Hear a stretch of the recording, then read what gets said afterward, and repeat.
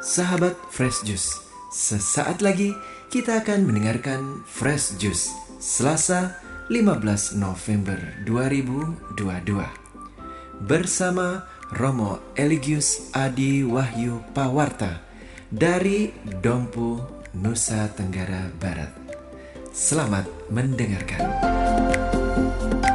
Sebelum kita mendengarkan renungan, ada kabar gembira untuk kita semua. Kami akan mengadakan kembali ulang tahun Fresh Juice yang ke-10 di hari Jumat 25 November 2022 di Swiss Bell Hotel Rainforest, Kuta, Bali bersama para pengisi Fresh Juice. Antara lain Romo Yandi Buntoro CDD, Romo John Laba SDB, Romo Revi Tanot, Romo Albertus Joni SCJ, Romo Siprianus Tukan SSCC, Romo Iwan Karwayu, Pasutri Yofi Natasa dan Joshua, Johan Eng, Ibu Linda Wahyudi, Feice Novi, dan pewarta OMK Gregory Tan Kick Andy Heroes 2022, Alan Kewas, admin Fresh Juice Yudi, Rita, dan Hana. Adapun biaya Fresh Juice Live ini 100.000, sudah termasuk kaos gratis untuk 300 pendaftar pertama yang bisa datang ke Bali. Terima kasih atas sumbangan dari Human Greatness untuk kaos ini.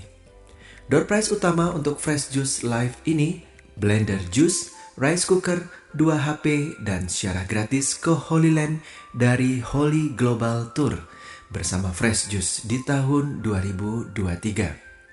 Keesokan harinya 26 November, bagi yang masih ada di Bali bisa mengikuti ziarah ke Gua Maria di Bali bersama Fresh Juice dari jam 8 pagi sampai 5 sore dengan biaya 350.000. Sudah termasuk kaos gratis ziarah Fresh Juice dengan door prize utama ziarah gratis dari Renata Tours ke Turki bersama Fresh Juice tahun 2023. Untuk pendaftaran Fresh Juice Live ini bisa menghubungi WA 0813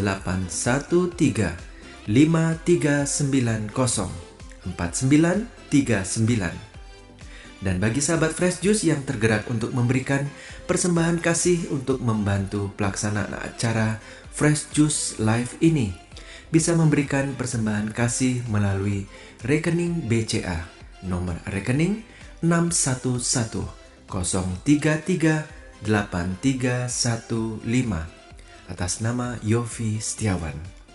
Akhirnya, mari kita mengikuti Fresh Juice hari ini.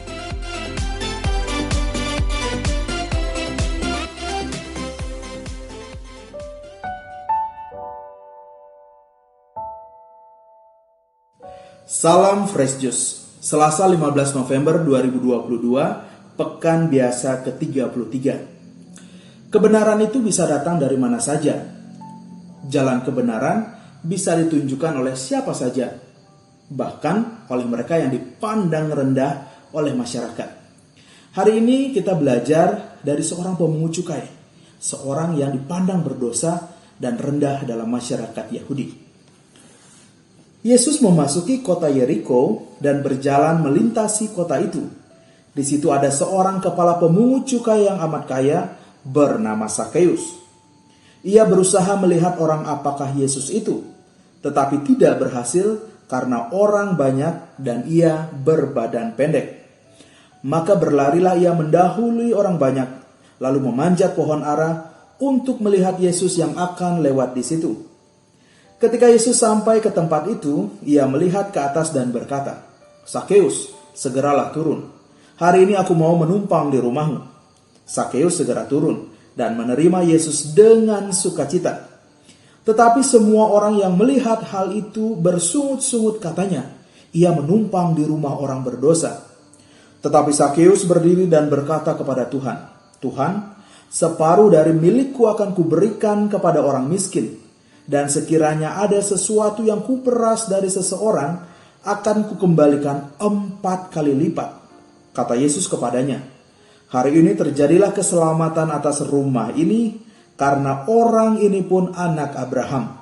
Anak manusia memang datang untuk mencari dan menyelamatkan yang hilang. Saudara-saudari terkasih dalam Kristus, Yesus melintasi kota Yeriko dan ada seorang kepala pemungut cukai yang amat kaya. Kalau kita membaca kepala pemungut cukai yang amat kaya, mungkin kita akan membayangkan betapa bahagianya kehidupan orang ini. Ia punya harta yang sangat mencukupi. Tetapi kalau kita melihat dari status sosial, terutama dalam masyarakat Yahudi, maka status sebagai kepala pemungut cukai yang amat kaya menjadi status yang sangat memberatkan. Mengapa status sebagai seorang kepala pemungut cukai ini sangat memberatkan? Status sebagai seorang pemungut cukai dianggap sama seperti orang berdosa. Kenapa demikian? Yang pertama, pekerjaan mereka untuk memungut cukai itu dianggap memberatkan. Apalagi seorang pemungut cukai biasanya menagih cukai itu sekehendak mereka. Jadi sudah memberatkan karena masyarakat harus membayar cukai kepada pemerintah, tetapi juga mereka harus membayar lebih daripada seharusnya yang mereka bayar. Itu yang kedua, dalam masyarakat Yahudi tidak diperbolehkan untuk memeras sesama. Jadi para pemungut cukai ini adalah orang-orang yang memungut cukai dari sesamanya bangsa Yahudi, maka mereka dipandang sebagai orang berdosa. Jadi saudara-saudara terkasih, jika Anda adalah seorang pemungut cukai, Anda tidak perlu melakukan apa-apa. Cukup berdiam diri saja, Anda sudah dipandang rendah dan berdosa dalam masyarakat. Nah, apalagi Sakeus ini adalah kepala pemungut cukai. Sudah kepala pemungut cukai dan ia terkenal sangat kaya. Ini seperti double kill ya. Sudah pemungut cukai, kepala pemungut cukai, kemudian dia sangat kaya. Ini sudah benar-benar masyarakat punya pandangan, ini pasti orang sangat memeras masyarakat. Tapi saudara-saudari terkasih, tidak dijelaskan bagaimana Sakeus menjalankan perannya sebagai kepala pemungut cukai. Tapi bolehlah kita bertolak bahwa masyarakat punya pandangan bahwa dia adalah orang yang berdosa. Nah, dari orang yang berdosa ini kita belajar 3 hal. Yang pertama, Sakeus adalah seorang yang berusaha untuk melihat orang seperti apakah Yesus itu. Dan ketika ia menyadari bahwa dirinya itu pendek dan terhalang oleh orang banyak, ia memanjat pohon ara untuk bisa melihat Yesus. Saudara-saudara terkasih, entah Anda itu orang yang dianggap benar dalam masyarakat atau dianggap orang yang berdosa di dalam masyarakat, semua kita punya tantangan dan juga kecenderungan untuk berhenti mencari tahu atau mencari Tuhan. Yang pertama, kalau kita merasa diri kita sebagai orang berdosa, kadang kita merasa, saya ini kan orang berdosa, tidak mungkin Tuhan berkenan kepada saya. Atau juga mungkin kalau kita merasa diri kita sebagai orang benar, saya kan sudah hidup benar, Tuhan pasti sudah ada bersama dengan saya. Saudara-saudara terkasih, lalu usaha untuk mencari Tuhan, mencari tahu kehendak Allah akan berhenti pada satu titik. Karena pertama mungkin kita merasa tidak pantas, atau yang kedua kita merasa bahwa diri kita sangat pantas sehingga kita tidak perlu berusaha lagi. Saudara-saudara terkasih, Sakeus menunjukkan kepada kita, walaupun di tengah tantangannya, satu dipandang rendah oleh masyarakat, yang kedua secara fisik ia punya kelemahan yang menyadarkan kita semua kita itu punya kelemahan, tetapi ia tetap berusaha untuk mencari tahu orang seperti apakah Yesus itu. Kita semua punya kelemahan masing-masing dalam kehidupan kita, dan kita semua punya tantangan kita dalam mencari Tuhan. Tetapi hendaknya kita tidak menjadi orang yang berhenti. Kalau kita menemui keterbatasan, kelemahan, jadilah orang yang berusaha lebih keras dan lebih keras lagi untuk mencari Tuhan.